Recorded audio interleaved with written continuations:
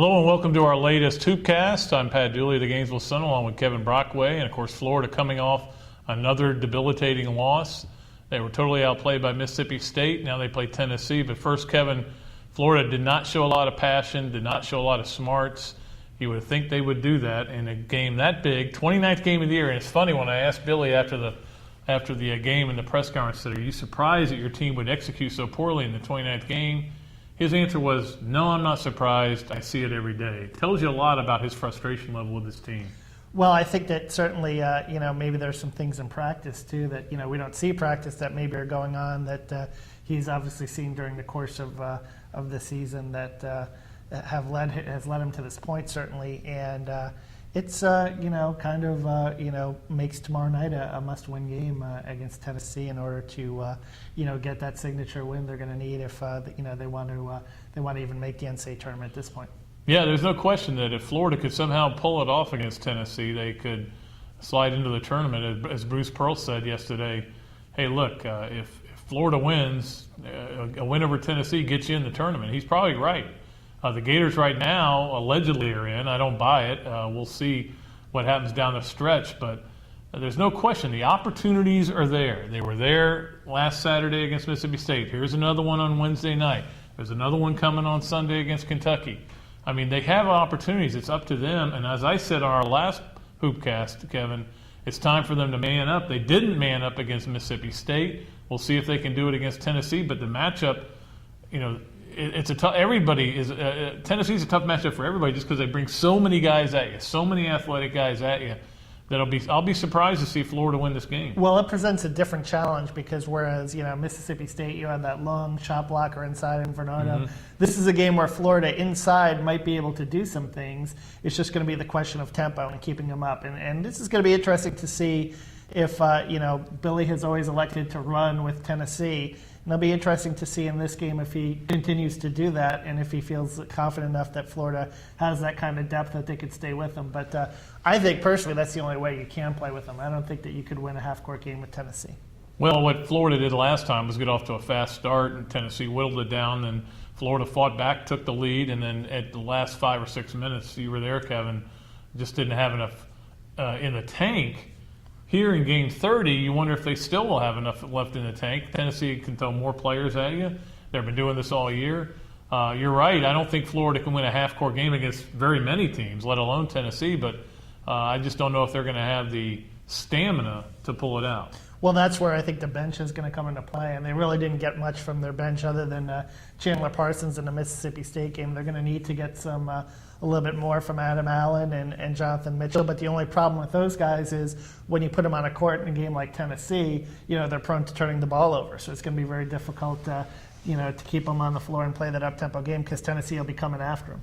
The funny thing is, this Florida team, we've been talking for, it seems like since the beginning of SEC play. What do they need to do to win, to get in the NCAA tournament? It's always been about the NCAA tournament.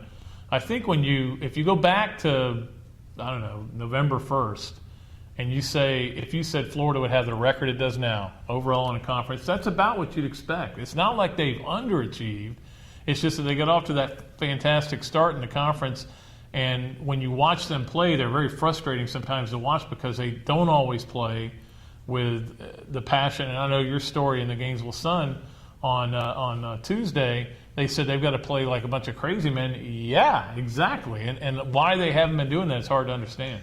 Yeah, especially with this group because this is a group, because of its lack of talent, that's going to have to really scrap. And, 9-1 in steals, Mississippi State over Florida. And the one steal was very late in the game. That to me was a mystery, especially considering that Mississippi State is a team that's had issues, taking care of the basketball. But Florida, did not press very hard. They did not, take advantage of that aspect of their game, which they have done. And, Billy's seen the hustle in spots. I thought, in the last Tennessee meeting, in the first half, they played with a great sense of urgency before wearing down. So, this is the last home game tonight. I just looked this up. Florida hasn't lost back-to-back games at home since 2001. But we could be staring at that again tomorrow night if Florida doesn't come out and play with that kind of passion and energy they're going to need to play. Also, it might not be the last home game at the O'Connell Center, too, if they lose that game because we might be seeing them there in the NIT. Hosting Montana State, maybe, something along those lines. Well, it's up to them, as we've said. It's up to them to get it done. that 2001 team, Billy did a phenomenal job with the injuries he had that year of getting that team to the NCAA tournament. They've got to figure out a way to get either this game Wednesday or the game against Kentucky over the weekend done. But, you say he's seen hustle in spots. That's the problem. I've seen a lot of great things in spots. As Billy said on Saturday night, the one word you can't use to describe our team is consistent. And again, it's a young team. It's mostly freshmen, a couple of sophomores, one junior, no seniors. I guess what I'm trying to say is none of this should be a huge surprise to anybody. I think the only surprise I have watching this Gator team through the SEC play is that they're less talented than I thought they were. Now, not that I thought they were overly talented, but there seems to be a lot of flaws and a lot of weaknesses on this team that, again, as I've said many times, only recruiting is going to help. I think the surprising thing for me is that probably the most consistent guys, or the most consistent guy has been the freshman, and that's been Nick Calathis, and that we haven't seen that consistency from Spates and from Werner and some of the older guys, and even Walter Hodge for that extent. We haven't seen that level of consistency from them. I thought you were going to see a little bit more consistency from them, and what I think it's done is it's really burdened that freshman class and put a lot of pressure on them to come up and make plays, and maybe they're not ready to do it yet. I think Warner's played hard every night, but he hasn't played well every night. I think you're right about that. That's where the lack of consistency has been. I think he plays hard, even in the game against Mississippi State where he had no points. The reason he fouled out was he was one of the few guys playing tough defense, and they caught him on a few. But, Maurice Spates has just been an enigma. Defensively, he's been awful this year. Varnado has no more length than Maurice Spates does.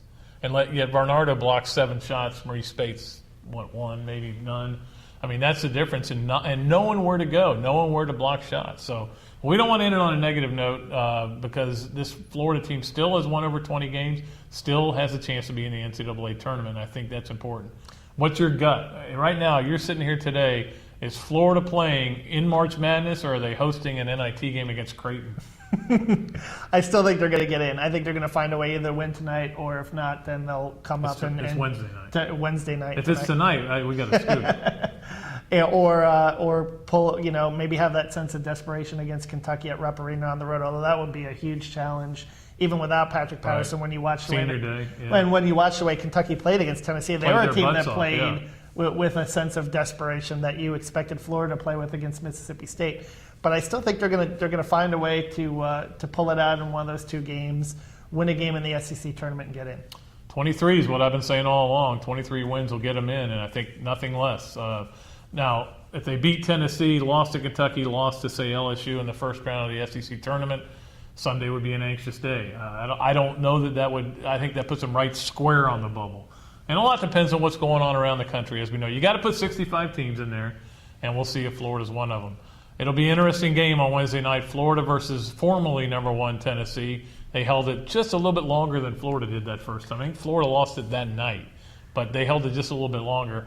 But it'll be certainly a fun night. I know a lot of people, Kevin, are going to the game partly because they want to watch this Tennessee team play because they're so much fun to play. Yeah, and you're going to get a last chance to look at Chris Lofton, who always seems to kill the Gators. And a lot of teams, though. He kills a lot of teams. He does kill a lot of teams, but Florida, the numbers are pretty amazing when you take a look at his shooting and some of the shots that he's made over the years, really since his freshman year, really, to bury Florida. And, Tyler Smith is a factor down low, too, and he always, seems to come up with some big shots down the stretch. I love Tyler Smith. I think he's a tremendous player. Yeah, and like you said, I think this is a team that has a chance to make a Final Four run.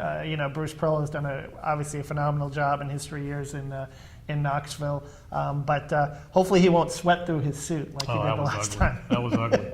That was bad. He claimed he was sick, and he may have been. But man, it was one of the worst things I've ever seen in the O-Dome. Even worse than some of those halftime acts.